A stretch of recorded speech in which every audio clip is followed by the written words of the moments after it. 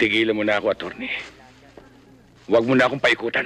Hindi natin to pwedeng daanin sa init ng ulo. May sapat na ebidensya na ako na Ebidensya, attorney? Ebidensya laban sa akin? Hindi pa ba sapat sa inyo habang buhay? Ikaw na nga ang tinutulungan.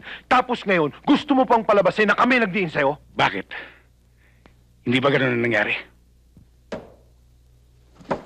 Attorney, sabihin mo sa kumpare ko, bisitahin niya naman ako rito.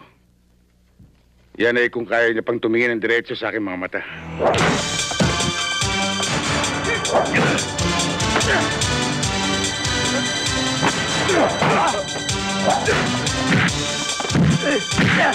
Mando!